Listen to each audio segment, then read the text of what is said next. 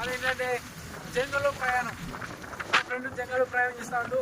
ఎందుకంటే ఇది మన తిరుమలగిరి దేవరూపల హైవే రోడ్డు. కానీ మా ఫ్రెండ్ ఏం చేసిండు, పోలీసులు ఆపుతారని ఆడ రోడ్లో కొట్టేస్తుండు. అక్కడ టోల్ ఆపుతారని ఇక్కడ జంగ రోడ్డుకి వెళ్ళారు. హాయ్ బ్రో హాయ్ చెప్తున్నాడు.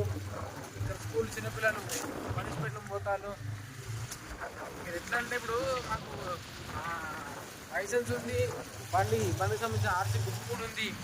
కానీ ఇంకోటి అసలు మర్చిపోయినా ఏంటంటే హెల్మెట్ లేదు. హెల్మెట్ తెచ్చుకోవాలి. ఎక్కడ పోయినా హెల్మెట్ ఉండాలి. ఫోన్ చెప్పినా హెల్మెట్ తీసుకోవాలంటే ఎందుకు తీయాలి, చల్ల పడదు కదా, పోదాము అన్నాడు. కానీ ఇప్పుడేమైంది, దగ్గర టైం ఇప్పుడు 5 అవుతుంది. ఎంతో చక్కని రోడ్ ఇచ్చిపెట్టి మనం ఈ బాయిల పోంటి, చిలకల పోంటి, పొలాల పోంటి పోవాల్సి వస్తుంది. అది కూడా ఘనంగా వెళ్తున్నాము.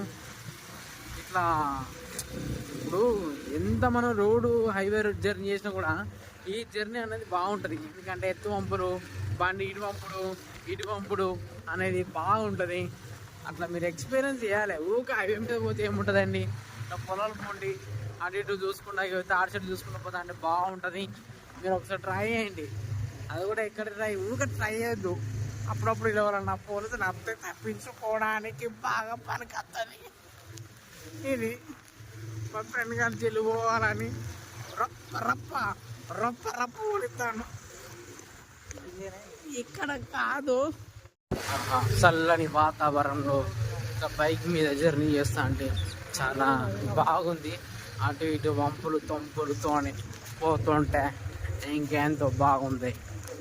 మీరు కూడా చెయ్యండి. ఎంత బాగుంటుంది అంటే చాలా బాగుంటుంది. ఇక్కడ మ్యాప్ ఆగమైనాము. మళ్ళీ గూగుల్ మ్యాప్లో చూస్తే మావాడు ఇట్లా అన్నాడు, ఇట్లా కాదు ఇట్లా ఉందని నేను చెప్పిన. అది కూడా మ్యాప్ చూసి చెప్పిన మా వానికి. అందుకే ఎక్కడ పోయినా ఉంటారు పోవద్దు, ఒక ఫ్రెండ్ పట్టుకొని పోవాలి. వాని మాట అన్నా వీడి మాట ఎవడో ఒక మాట ఇంటాడు, ఏదో ఒక సవాల్ మాట ఇంటికి అయితే ఖచ్చితంగా పోతాడు. ఒంటరిగా పోకండి. ఇప్పుడు అమ్మ వాళ్ళు పని వేస్తారు. టైం వచ్చేసి దగ్గర 5:30 అవుతుంది.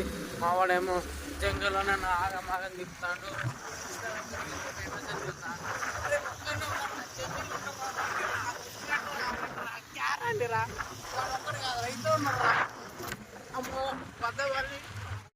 మావాడు చూసినా తీట పురుగు వచ్చేతల కళ్యామాకు అవ్వడదని కళ్యామాకని ఆప అన్నాడు. ఏమో పరపర తెంపుతుండు. కళ్యామాకే తెంపనీకి వస్తలేదు వీనికి. కళ్యామాక తెంపుకుంటాడా ఏం చేసుకుంటాడు.